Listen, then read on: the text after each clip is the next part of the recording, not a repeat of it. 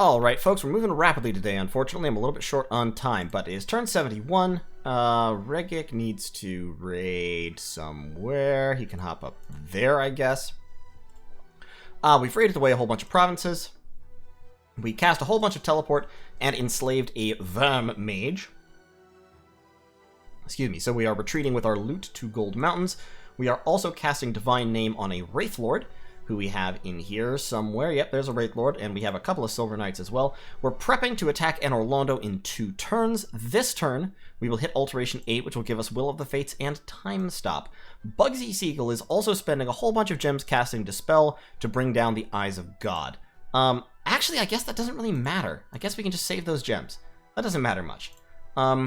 Patrolling down here, all these troops are actually in range to hit that fort, so we should be able to bust Dunster in 1 turn. And then, the only thing we'll really have to worry about would be him cloud trapezing this Queen of Storms on top of us. Because I think she should be able to fly, and she has air elementals, and he also has Antrax, the King of Banefires. But he shouldn't have all that much mobility. I suppose he could use Stygian Paths. That is possible. So, yeah, I think we're going to start by cracking Dunster in 1 turn and storming it, and we'll also swing in our various thugs and raiders, try to take all the provinces around to slow this army down by forcing it to go through enemy territory. It is forced to go through enemy territory right now because these are owned by Satis, so it'll have to grind in 1 province at a time. Man is, of course, attacking Anor Londo, as I thought they would.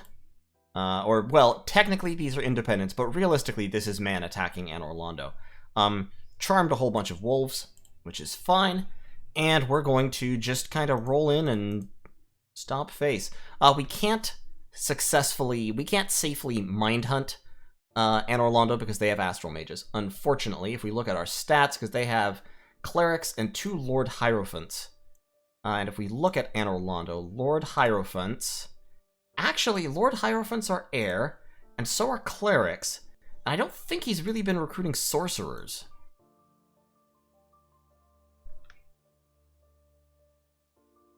I don't think I've seen any sorcerers from him. So you know what? It might be worth mind hunting. I'll tell you what, Euthenon is diseased anyway.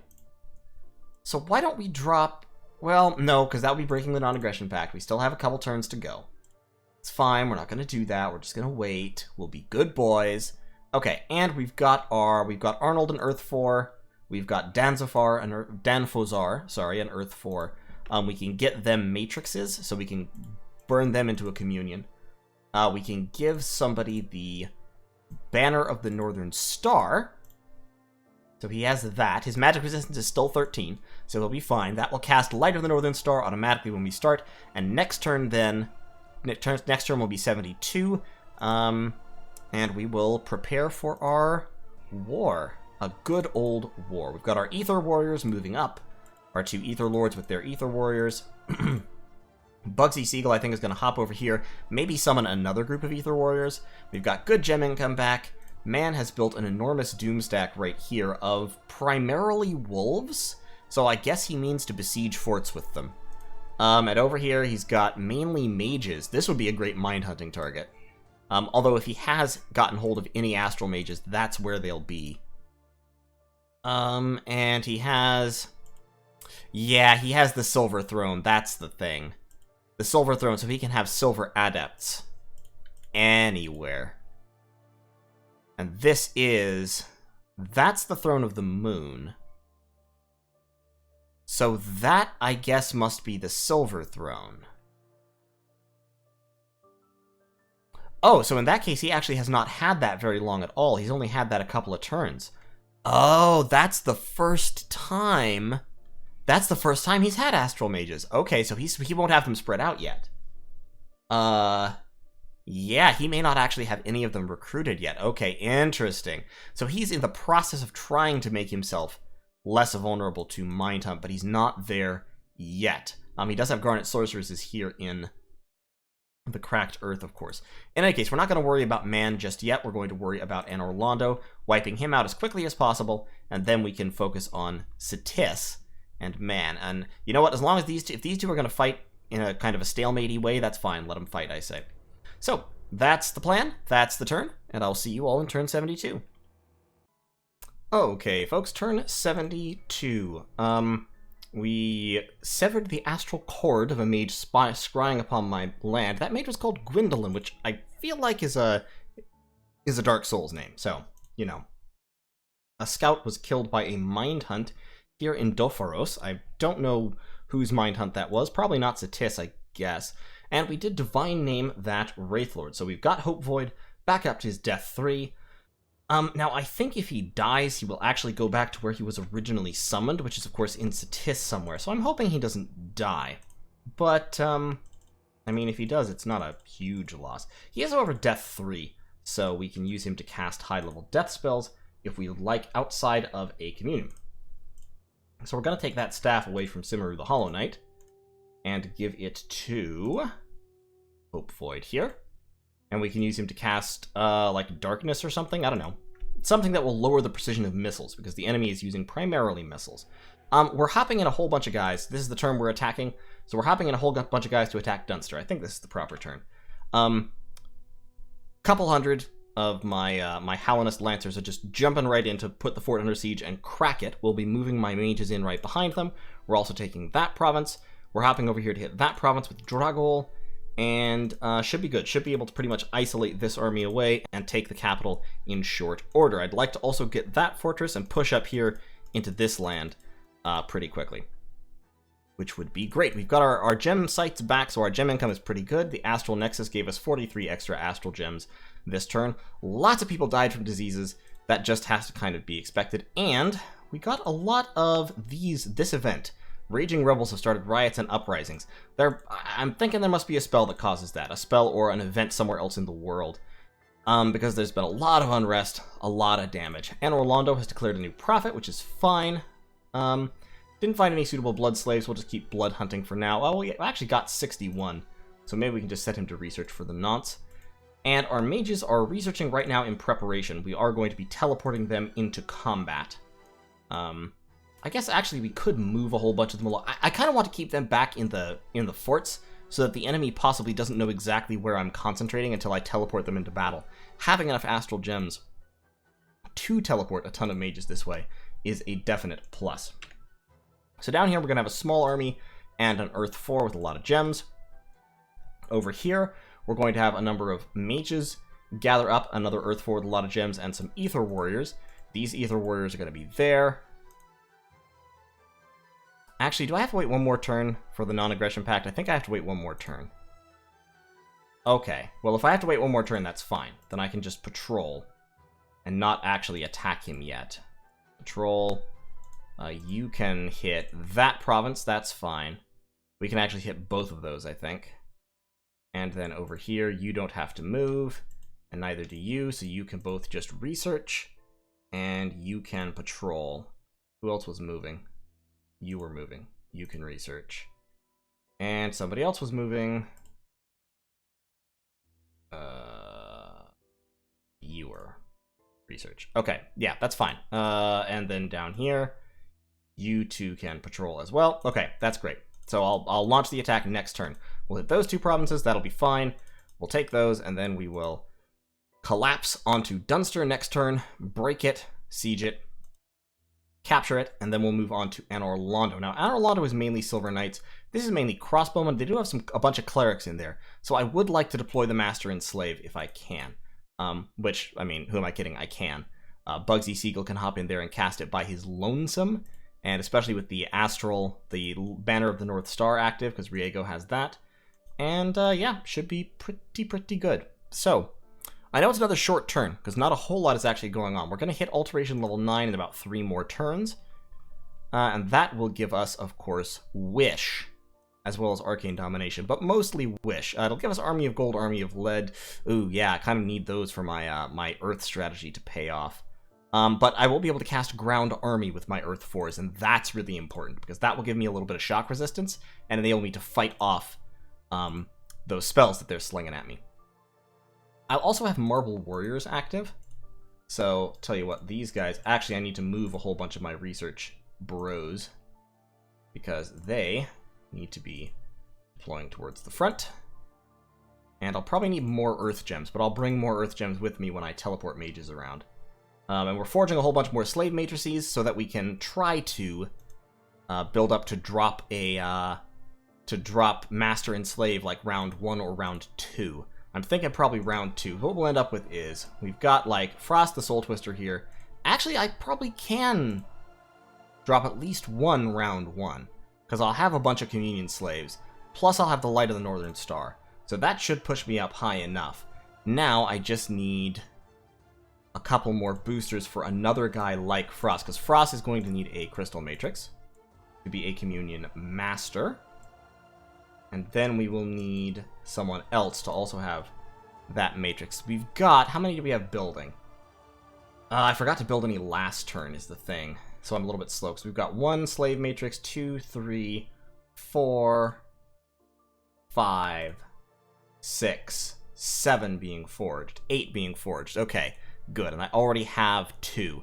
So yeah, I'll be able to form a communion and just blast out some of that sweet Master and Slave round 1. Because you're 4, an 8 Slave Communion will give you +3 for 7. Light of the Northern Star will be 8. I would like to give you at least 1 booster. So that means that I need, over here, to forge a couple of Starshine Skullcaps. You can forge a Starshine Skullcap, and you can forge a Starshine Skullcap. And then we should be able to, yeah, cast it like 3 times or 4 times round 1, which will be hilarious and should give us a significant fraction of the enemy army, especially if we can do it with penetration items. Hermable has a spell focus, and I can also give him a Rune Smasher, so that's +3 penetration. Urborn can have a Rune Smasher, so that's +2. We kind of want to push it up to +4 or +5. That requires Eyes of the Void. Of course, my Eyes of the Void are mainly stuck on people who are dying. So I should forge a couple more, actually. So instead of moving, why don't you forge me an Eye of the Void? And you can forge me an Eye of the Void. And we'll slap those on these 2 guys, Hermable and Urborn. And they will be able to use those to ramp up to +4, +5 penetration. Bugsy Seagull can't have those because he doesn't have arms, so he can't hold a Rune Smasher, and I don't want to give him an Eye of the Void because his slots are kind of committed. But he'll also be able to cast it with at least +1, so he'll be able to do something. And yeah, should be a good old time. So, great. I think I may not deploy the full Master and Slave thing against Dunster, but I'm definitely going to deploy it against Anor Londo and try to steal as many Silver and Black Knights as I can. Plus, stealing a bunch of clerics would be useful. I'm just not sure that this army here is going to be, like, 30 Astral Pearls useful. Because casting it 4 times is 32 Astral Pearls right off the bat, plus the cost of teleporting in mages. It's expensive. Shit's expensive, yo. So, we may not do that immediately. But I think I will definitely hop up here into Bright Woods, roll in against Dunster with a whole bunch of troops, and cause some damage, have a party. Have fun, live fast, die young, etc. Similar sentiments. So, thanks for watching. I'll see y'all in turn 73. Okay, turn 73, and we are doing it. So, there was a battle in... which one was it? Highmill. My Soul Warrior attacked. He ran into a significant army of Anor Londo, including a number of air elementals, a whole bunch of crossbowmen, and relatively weak human units, but more importantly, 2 lore masters, a Lord Hierophant, a King of Banefires, and a Queen of Storms. Now, funnily enough, I just realized who Gwendolyn is. Remember, I've never really played Dark Souls. But Gwendolyn is... this guy, Gwendolyn the Dark Sun. And he's feeble-minded because he tried to hit me with a remote spell. He got his astral cord severed. So he's feeble-minded now. He's carrying a skull staff, a crystal coin, and an Eye of the Void. So he's boosting himself. And he's just not powerful. He's just not powerful anymore, which is sort of hilarious. But so, this army contains, obviously, Antrax, the King of Banefires. It also contains Aella, the Queen of Storms. Neither of those have their magic resistance buffed, actually. So they're still at MR 18. And then it also includes this Lord Hierophant and a whole bunch of clerics. So, as well as a couple of lore masters, which are neat little mages that just random all kinds of weird paths. You can see this one is Water, Earth, and Death. and this one is air, earth, and astral. Lore Masters get 3 random. You've seen them before. Lore Masters get 3 randoms drawn from all paths. So, what we're doing here is we are teleport, and of course my Soul Warrior got away, so he's fine. So we are teleporting in. We're teleporting in the madness. We are sending in our Master and Slave gang. So we've got Bugsy Siegel. We've got a whole bunch of mages over here with slave matrices and communion matrices. We've got the guy with the banner of the Northern Star. We've got all kinds of shit going on in there. What we do also need is we need to teleport in a defender or two to soak up attention.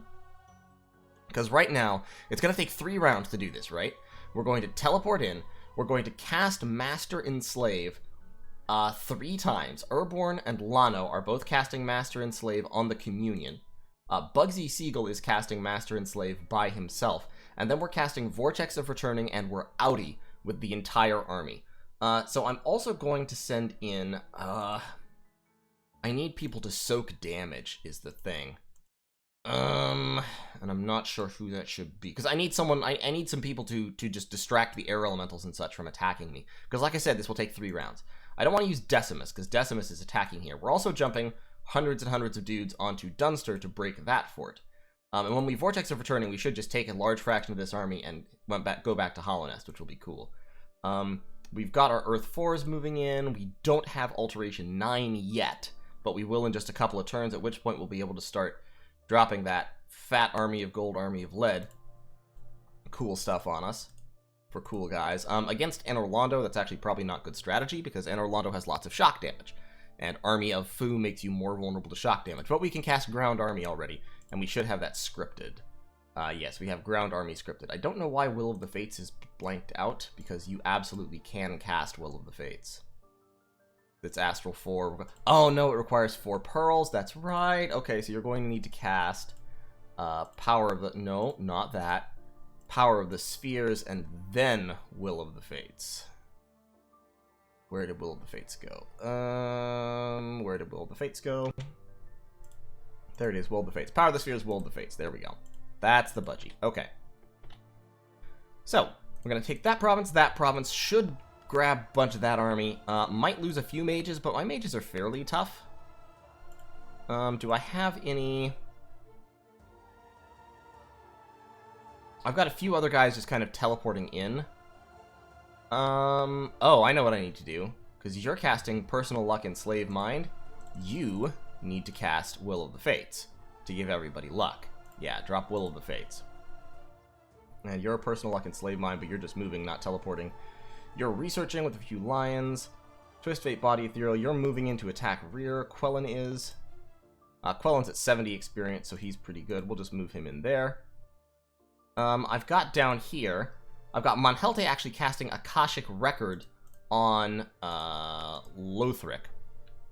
So I can find out exactly how well they're doing. Because if I look at my stats for gems are really good, I think. These look pretty good to me. My stats for income, relatively low. Like, I'm below where Satissa's income was like 30 turns ago. For research, okay, pretty decent. For Dominion, I have no idea. Army size, I have no idea. Ascension points, obviously low. Forts, also fairly low, I think.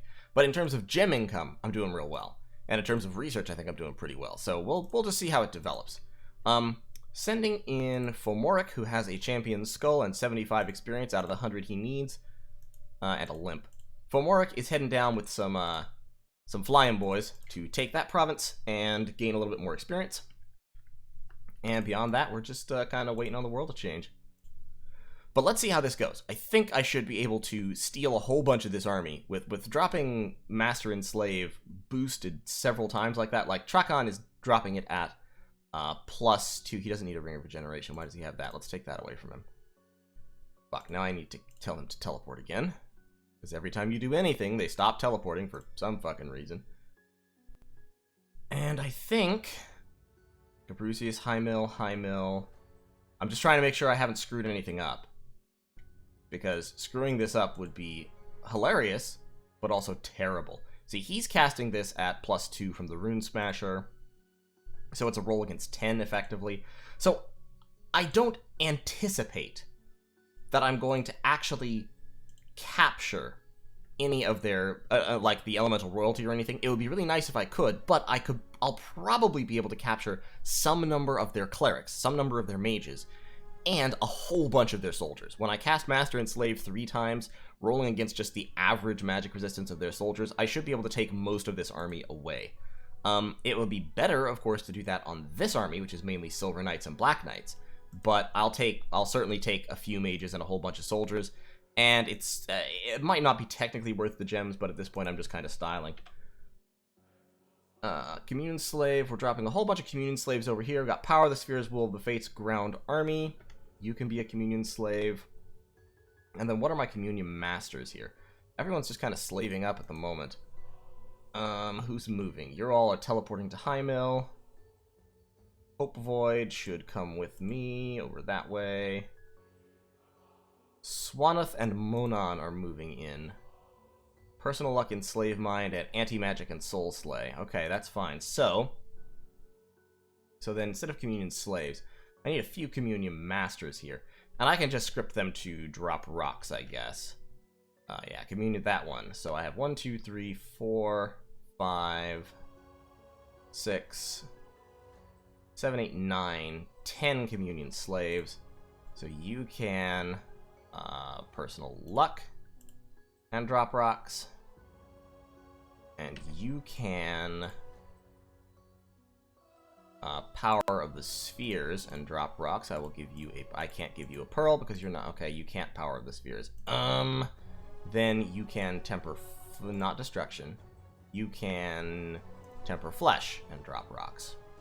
So we'll have a few rock drops to back us up. And that should still be 8 slaves, so that should push us up to Astral 4, Earth 4, which will be a good place to be. Okay, that will be the plan. We're researching over here. Teleporting everybody. I'm really curious to see how this goes. This is kind of a proof of concept. But I should have timed it so that the Master and Slaves will all go off, and immediately thereafter, Vortex of Returning will activate, and we'll all just whee all the way home. Should be good. So, I'll see y'all in turn 74.